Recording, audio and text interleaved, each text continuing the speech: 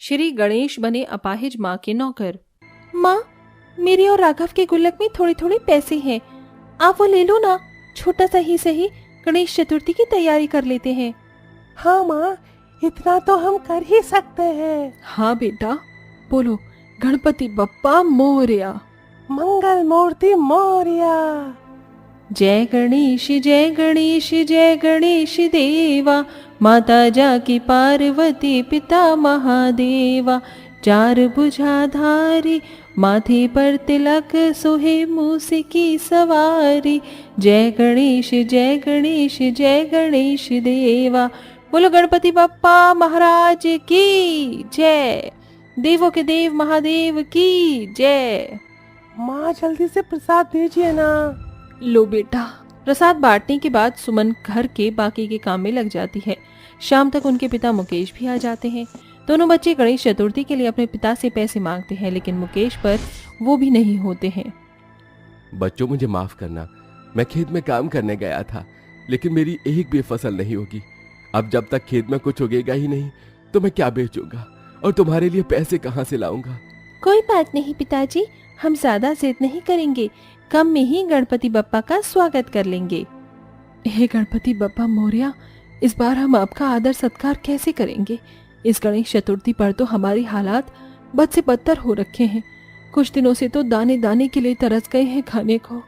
तुम सब निराश मत हो, जो भी होगा जैसा भी होगा, गणपति बप्पा की स्थापना तो जरूर करेंगे। अगले दिन पूरा परिवार बचे कुचे पैसों से छोटे से गणपति बप्पा को लेने जाता है।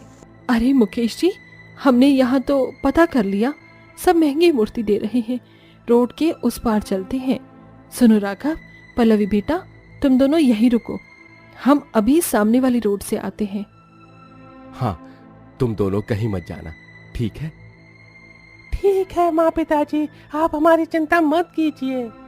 सुमन और राघव इतना कहकर रोड पार करते हैं कि एक ट्रक वाला आता है जिसके ब्रेक फेल थे और वो दोनों को टक्कर मार के चला जाता है, जिसमें मुकेश उसी समय अपना दम तोड़ देता है और सुमन की आंख अस्पताल में खुलती है, जहां डॉक्टर से उसे पता चलता है कि वो अपाहिज है और उसका पति चला गया है।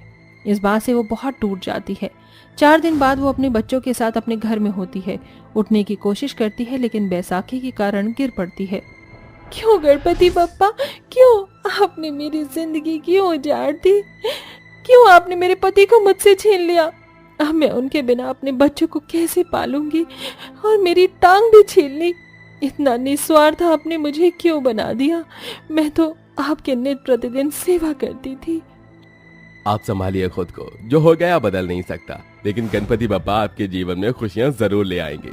माँ परेशान मत होइए, डॉक्टर अंकल ने हमें सब कुछ बताया है।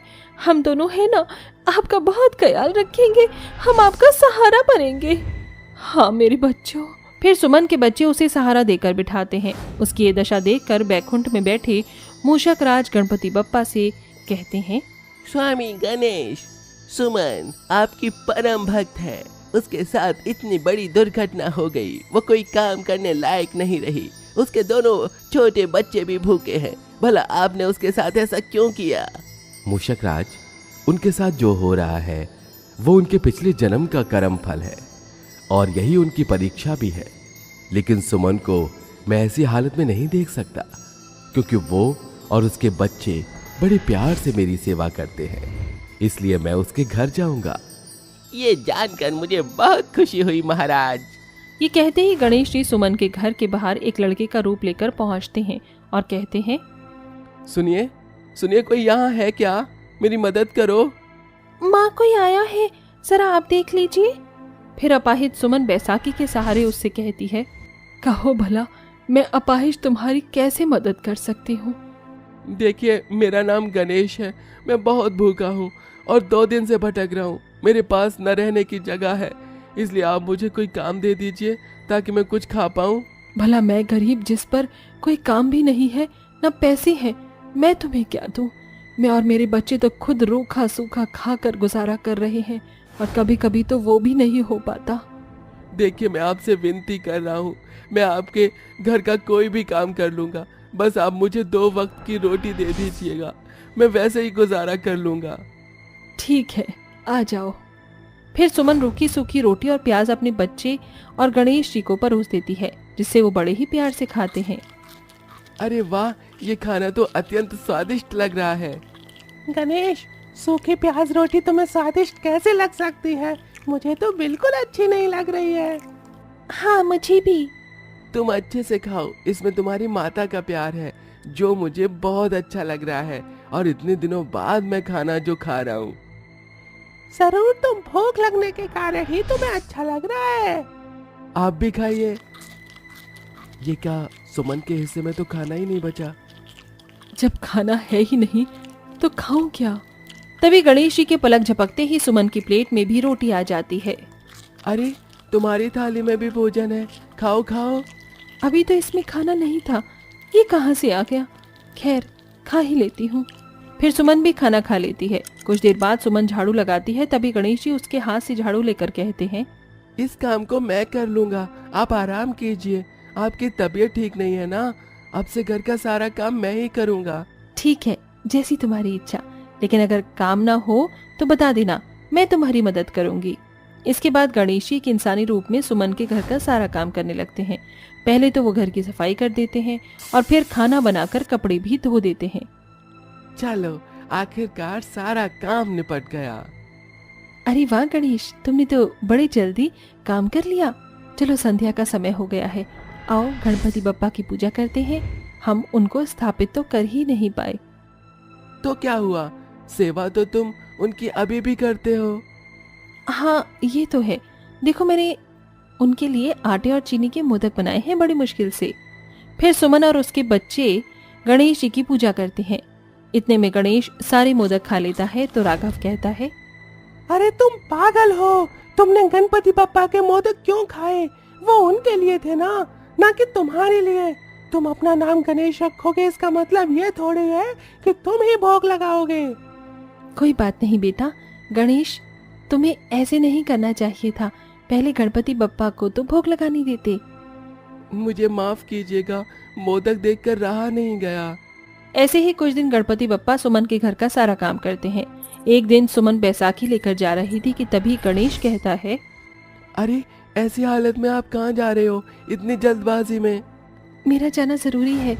दरअसल मैंने खेत पर ध्यान ही नहीं दिया जब से उनके पिताजी छोड़कर गए हैं। अगर वहाँ कुछ फसल उग जाती तो हमारे घर का दाना पानी चलने लगता। आप चिंता मत कीजिए, मैं वहाँ का ख्याल रख लूंगा। मुझे थोड़ा बहुत हल जोतना आता है। अरे पर तुमसे नहीं हो पाएगा। मैं कर लूंगा, आप निश्चिंत रहिए। फिर गणेश जी सुमन के खेत को अपने आशीर्वाद से उपजाऊ बना देते हैं, जिसे देखकर सुमन बहुत खुश होती है और वो अपने हाथ से मोतीचूर के लड्डू बनाकर गणेश जी की आरती करती है। सुख हरता दुख हरता वार्ता विघ्नाची, नुर्वी पूर्वी प्रेमा कृपा जयाची। जय देव सर्वांगी सुंदरा उत्तिश दुराची, कंठी झलके माला मुक्ता फलनी। जय देव जय मंगल मूर्ति। बोलो गणपति बप्पा मोरया। माँ, जल्दी से मोतीचूर के लड्डू गणपति बप्पा को खिला दीजिए, क्योंकि उसके बाद हमें भी खाना है। हाँ बेटा। सुमन जैसे ही गणपति बप्पा को मोतीचूर का लड्डू खिलाती है तो वो जादू से गणेश के हाथों में आ जाता है, जिसे वो खा लेता है। सुमन बार बार गणपति जी को भोग लगाती है, लेकिन वो गणेश खा लेता है। अरे, तुम फिर से गणेश जी के लड्डू खा रही हो, तुम्हें शर्म नहीं आती? तभी एक तेज रोशनी में गणेश जी अपने असली रूप में मूषक राज के साथ आ जाते हैं। सुमन, तुमने इतने प्यार से मेरे लिए ये मोतीचूर के लड्डू बनाए हैं, तो क्या मैं इसे खा भी नहीं सकता? गणपति बप्पा, आप इतने दिन से आप मेरे घर में स्वयं थे, मुझे क्षमा कर दीजिए। मैंने आपसे घर के कितने काम करवा लिए, मैं बहुत शर्मिंदा हूँ। अरे नहीं, मैं तो स्वयं अपनी इच्छा से तुम्हारे घर आकर नौकर बना था, तुम्हारी सेवा कर रहा था। तुम इतने अच्छे दिल की हो, इसलिए मैं तुम्हें आशीर्वाद देता हूँ कि तुम्हें कभी धन की कमी नहीं होगी। तुम्हारी दोनों संतानों को अच्छे से विद्या प्राप्त होगी और तुम्हारे पैर को भी मैं वापस लौटा रहा हूं। अब से तुम्हें कोई अपाहिज नहीं कहेगा। तथास्तु। आपका कोटि कोटि धन्यवाद प्रभु। गणेश जी के आशीर्वाद देते ही सुमन का पैर पहले जैसा हो जाता है और उसके घर में धन ही धन बढ़ जाता है। तत्पश्चात गणेश जी अंतर्ध्यान हो जाते हैं। इसके बाद सुमन बहुत खुशी के साथ अपना जीवन व्यतीत करती है और उसकी फसल से भी अच्छी कमाई हो जाती है। तो दोस्तों, जैसे ही गणपति बप्पा ने सुमन के जीवन में दुख हर लिए, ऐसे ही वो आपके जीवन के भी कष्ट को हर लेंगे। बस कभी हार मत मानिए। कहानी में आपको क्या पसंद आया हमें कमेंट करके जरूर बताएं। सोनम बहू, कहाँ रह गई? तेरे बाबूजी कब से चाय का इंतजार कर रहे हैं। ला जल्दी से चाय लिया। बहू हूँ, कोई रोबोट नहीं जो बोलते ही सारे काम कर दूं। बहू, ये तू किस तरह से बात कर रही है? कोई इस तरह से बात करता है क्या अपनी सास से? बाबूजी, आप तो चुप ही रहो। पता नहीं किस पागल कुत्ते ने मुझे काट लिया था जो इस घर में शादी करके आ गई। प्यार में सब लोग अंधे होते हैं, मैं तो अंधी, लंगड़ी, बहरी, लूली सब हो गई जो इतने गरीब परिवार में शादी करके आ गई। जितना बड़ा आपका घर है ना, उससे बड़ा तो मेरा बाथरूम ही था। सोचा था कि शादी के बाद रानियों की तरह रहूंगी, लेकिन आप लोगों ने तो मुझे नौकर बनाकर रख दिया है। सोनम, ये क्या तमीज है माँ बाबूजी से बात करने की? भूलो मत, ये मेरे माँ बाप और तुम्हारे सास ससुर हैं। तुम्हें मैंने अपने घर के सारे हालात शादी से पहले ही बता दिए थे, लेकिन इसके बावजूद भी तुम ये सब कर रही हो। सोनम एक बहुत बड़े बिजनेसमैन की इकलौती बेटी होती है। अमीर होने की वजह से सोनम के अंदर घमंड बहुत ज्यादा होता है, जिसके चलते वो अपने सामने किसी को कुछ नहीं समझती है। अरुण और सोनम की लव मैरिज हुई थी। अरुण एक गरीब परिवार से होता है, जिसके चलते सोनम हमेशा अरुण और उसके माता पिता को गरीबों की वजह से ताने मारती थी, जिसके चलते आए दिन सोनम की वजह से घर में लड़ाई होती रहती है। अरुण सोनम पर चिल्ला ही रहा होता है कि तभी वहाँ अरुण की बहन आरती और उसका पति विजय आ जाता है। आरती, विजय, तुम दोनों यहाँ ऐसे अचानक? जी माँ, मैं काम के सिलसिले में कुछ महीनों के लिए बाहर जा रहा हूँ। मुझे वहाँ बहुत अच्छा काम मिल गया है। जब तक मैं आरती को आप लोगों के पास छोड़ रहा हूँ, अगर वो घर पर अकेली रहेगी तो मुझे हमेशा उसकी फिक्र सताती रहेगी, लेकिन आप लोगों के पास रहेगी तो मेरी फिक्र कम हो जाएगी। आप फिक्र मत करो, यहाँ हम सब हैं, आप आराम से जाइए। हाँ, क्यों नहीं, शादी के बाद भी इसको चैन नहीं है। वैसे यहाँ इतनी पैसों की परेशानी रहती है और ऊपर से ये और आ गई। अब इसका खर्चा भी क्या मेरा पति ही उठाएगा? आरती बेटा, ये चूड़ियों की टोकरी कहाँ लेकर जा रही हो? माँ, शादी के बाद मैंने अपने ससुराल में चूड़ियाँ बेचने का काम शुरू कर दिया था, जिससे घर का खर्च ठीक ठाक निकल जाता था। इसलिए सोचा कि मैं यहाँ पर भी चूड़ियाँ बेचना शुरू कर दूं। घर में पूरा दिन बैठे बैठे मैं क्या करूँगी? बेटा, ये तेरा मायका है। माना हम लोग गरीब हैं, लेकिन इतने भी नहीं कि अपनी बेटी का ख्याल ना रख सके। जब तक तू यहाँ पर है तब तक तुझे यहाँ काम करने की कोई जरूरत नहीं है। मेरी शादी हो चुकी है, इसलिए मुझे अपनी जिम्मेदारियां खुद ही उठाना है। आप मेरी फिक्र मत करो, मैं जल्दी आ जाऊंगी। आरती अपनी चूड़ियों की टोकरी उठाती है और उन्हें बाजार में बेचने के लिए निकल जाती है और सुबह से शाम अपनी चूड़ियां बेचकर अपने घर आ जाती है।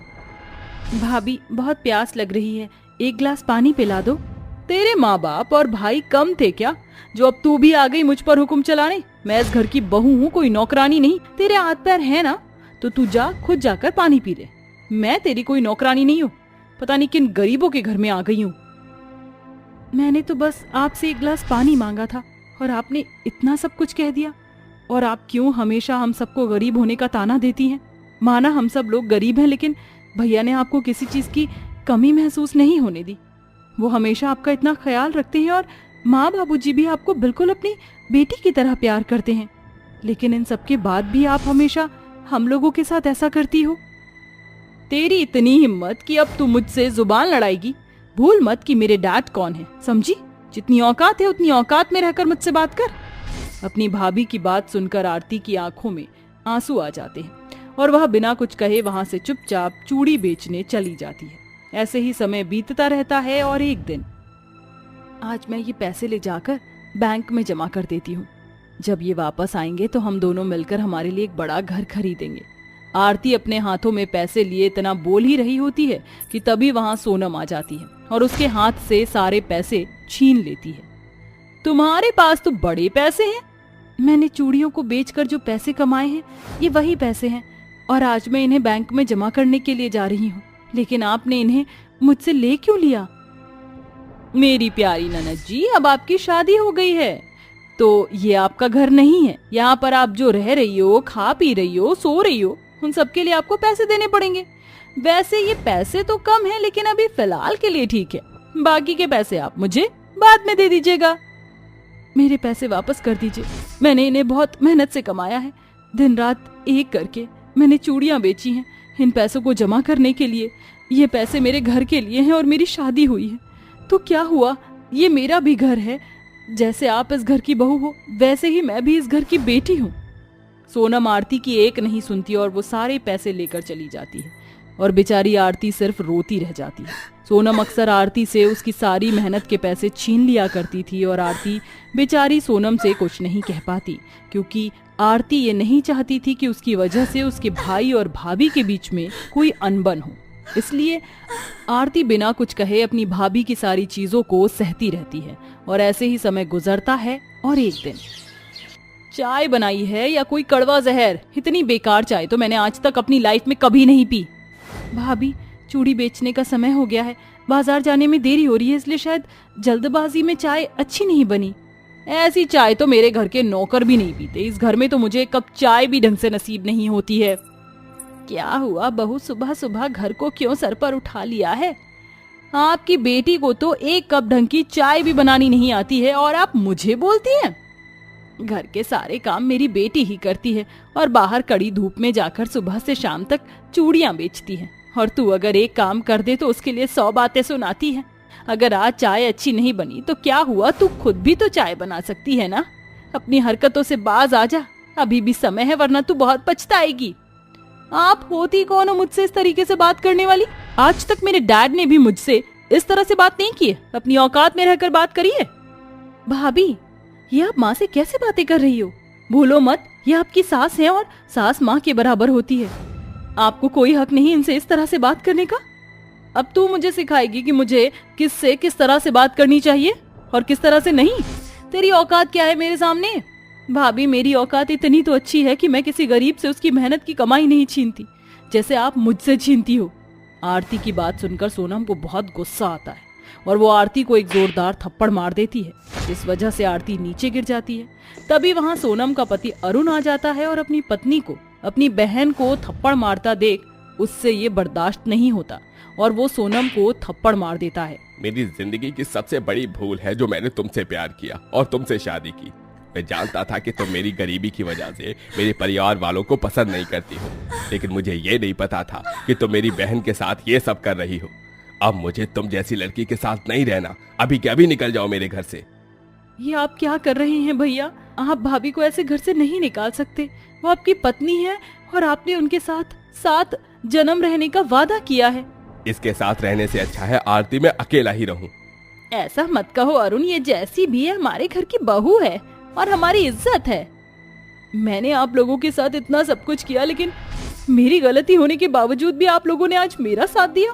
प्लीज मुझे माफ कर दीजिए, मुझे मेरी गलती का एहसास हो चुका है। सोनम को अपनी गलती का एहसास होता देख आरती, आशा और अरुण तीनों सोनम को माफ कर देते हैं, जिसके बाद सोनम अब पूरी तरह से सुधर जाती है और अपनी नंदा आरती का खूब अच्छी तरह से ख्याल रखती है। कुछ दिनों बाद आरती का पति भी वापस आ जाता है, जिसके बाद आरती अपने पति के साथ अपने घर चली जाती है और सभी खुशी खुशी रहने लगते हैं।